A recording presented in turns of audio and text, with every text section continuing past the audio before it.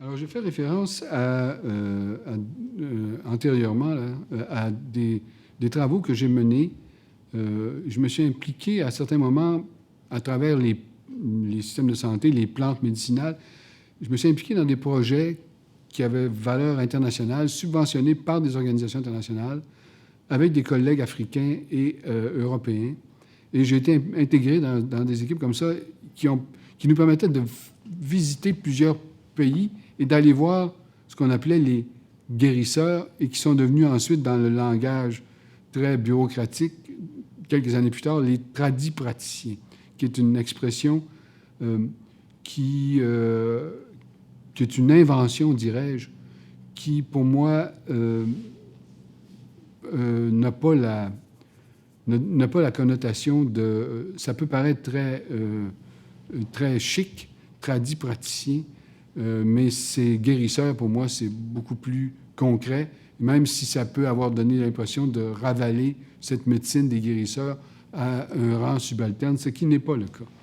Mais donc, à travers des subventions internationales, j'étais intégré avec des chercheurs, soit des botanistes, des chimistes, et j'étais, à ma connaissance et à mon souvenir, j'étais peut-être un des rares anthropologues. J'étais relativement jeune, mais j'avais eu des contacts et plusieurs chercheurs, donc beaucoup africains, et on voyageait, visitait différents pays pour rencontrer des guérisseurs et voir un peu, comme mentionné là, entre autres les plantes médicinales, et voir dans quelle mesure il n'y avait pas rien que là matière à fétichisme, comme on disait, mais matière aussi à extraction de principes actifs chimiques. Donc, première expérience à cette époque où j'étais motivé encore beaucoup par le contexte africain vers l'international à travers différentes trajectoires. J'ai rebeloté sur l'expérience internationale à différents moments. Ça n'a pas été une constante pour moi, mais à différents moments, les circonstances s'y prêtant, et toujours l'idée de pouvoir intervenir pour être utile, pour servir les citoyens, pour aider les populations. Alors, un peu dans cet esprit qu'on pourrait qualifier de missionnaire. C'est probablement eux qui m'ont influencé au départ parce qu'ils venaient nous voir dans les églises ici et nous parlaient des langues étrangères et ça nous fascinait beaucoup. Mais ceci dit, donc, c'est pas par esprit missionnariat, mais par volonté d'intervention autrement qu'en vendant des fusils partout dans le monde. Donc, en aidant autrement. C'est ce que j'avais commencé à initier avec les plantes médicinales qui m'a permis de faire herbier un peu ici à Laval et tout. Par la suite, il y a eu d'autres moments où j'ai pu, à travers les recherches que je faisais sur le sida, m'intégrer, là aussi, dans l'international, entre autres avec le développement ici du CCISD, sur le campus ici, à travers les médecins, médecine publique, médecine, différentes déclinaisons, et intégrés à des projets qui visaient à cerner, à comprendre, à la fois de façon clinique, à la fois de façon plus biologique, mais aussi sociologique, les questions concernant le sida, la sexualité, l'hypersexualité ou des foyers de désintégration sociaux qui conduisaient, entre autres, au sida, soit en République démocratique du Congo ou en Thaïlande, où j'allais aussi travailler. Donc, expérience internationale qui est intéressante, enrichissante. Pourquoi? Parce que l'anthropologue, là, est confronté à des perspectives théoriques et des perspectives pratiques, perspectives scientifiques différentes. Et ça me plaisait aussi. Cette idée de mettre ensemble et de confronter. Confronter pas dans le sens de l'opposition, mais dans le sens de confronter pour faire sortir quelque chose, pour mettre en rapport. je ferai une petite parenthèse ici. La mise en rapport, pour moi, est fondamentale. Elle était fondamentale dans tout. J'ai essayé de mettre mes collègues en rapport en prenant la direction du département. J'ai essayé de mettre les gens en rapport en faisant de l'international un peu.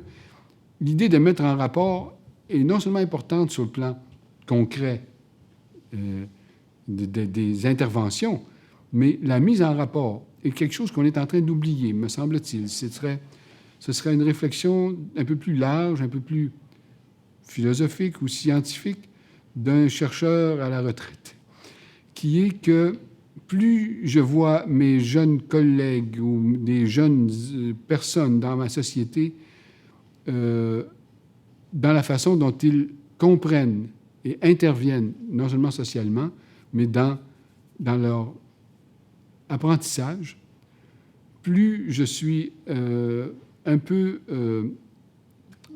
je dirais presque inquiet, dans la mesure où ce qui me semblait, moi, comme étudiant, jeune étudiant, et qui me semble encore fondamental, pour avoir un esprit citoyen d'ailleurs, c'est fondamental, c'est la possibilité de faire des liens, de mettre en rapport, pas seulement les personnes, mais les idées.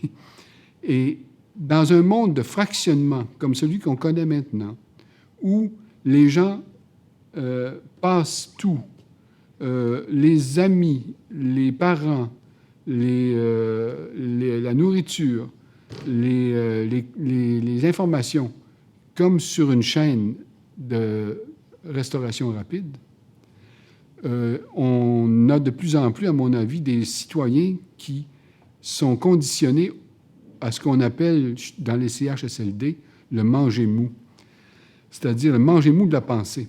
Des gens qui, plus ça va, plus sont incapables de réfléchir en termes de rapport, de mise en relation, qui retournent à Lévi-Strauss, qui retournent à Chomsky, qui retournent quelque part pour voir comment les structures, y compris neurologiques, fonctionnent.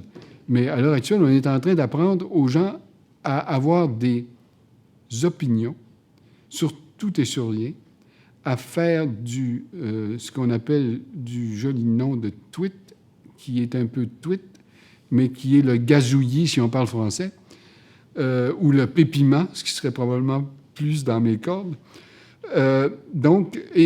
Qui fait en sorte que les gens ne sont, me semble, de moins en moins en mesure de faire des liens. Or, les liens, pour moi, sont fondamentaux. Et le fait de passer par l'international était de mettre en lien, en rapport, des disciplines différentes, parce que, en termes de principe d'une personne plus âgée, je dirais que je me réfère encore au principe qui est du choc des idées naît la lumière, quelque part. Hein? Pour moi, c'est fondamental. S'il n'y a pas de choc d'idées, si chacun est pour soi, si chacun est de son bord, si chacun a son idée, mais ne veut rien émettre son idée, mais sans savoir ce que les autres pensent, j'ai un peu de difficulté avec ça parce que ça fait des citoyens, non seulement qui deviennent des habitués du manger mou, mais qui finissent par avoir la colonne vertébrale un peu molle. Et ça, là-dessus, je suis d'un autre monde. Je dois être du 19e siècle ou du 18e siècle, mais pas de ce monde dans lequel... Pourtant, encore une fois, je ne suis pas contre la technologie. J'utilise ça. Moi, j'utilise l'Internet depuis 1983. J'étais un des premiers à utiliser ça dans ma faculté. Je n'ai pas de problème avec les outils, mais il faut, comme je l'ai écrit quelque part dans un texte, dans un journal un jour, il faut savoir se servir des outils et non pas être asservi par les outils. C'est bien important.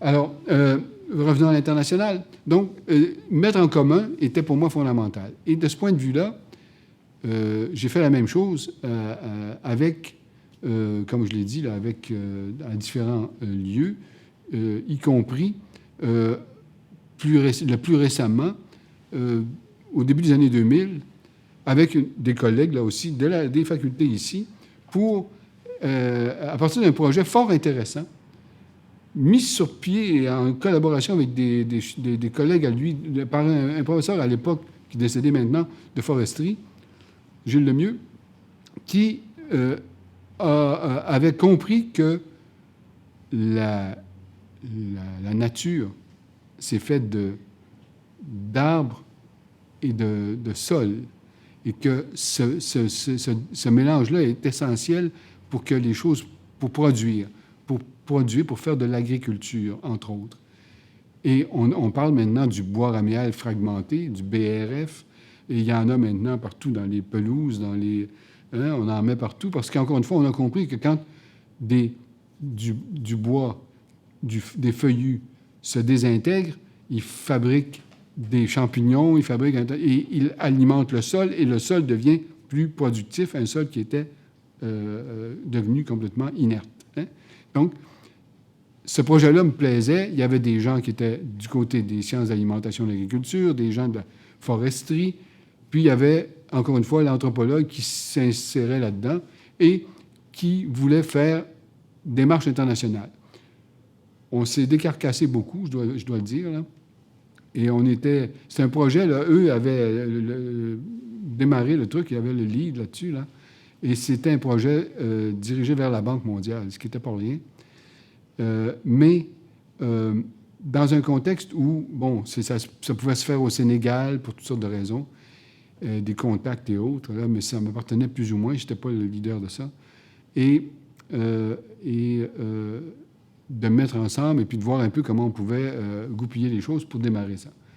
Mais les choses étant ce qu'elles sont, dans le domaine international, et ça m'a amené à cette réflexion-là au début des années 2000, que j'avais déjà commencé à sentir avant, c'est que les interventions, puis la volonté que j'avais, puis la volonté qu'on a, il se fait des choses intéressantes. Il se fait des choses, puis il y a des gens qui se décarcassent pour faire en sorte qu'il y ait des progrès, puis qu'il y ait de la mise en commun, puis qu'il y ait une meilleure vie pour les gens un peu partout dans le monde. Mais il reste quand même que le regard que je porte avec les quelques expériences que j'ai faites sur tout ce qui concerne l'international, le développement international, est un peu chagrin, je dirais. Pourtant, c'est très important de mettre les gens ensemble et tout, mais il y a trop d'enjeux dans ces matières. Les enjeux sont, évidemment, d'abord, comme diraient les Britanniques, « follow the money ». Au Québec, on dirait c'est le cash.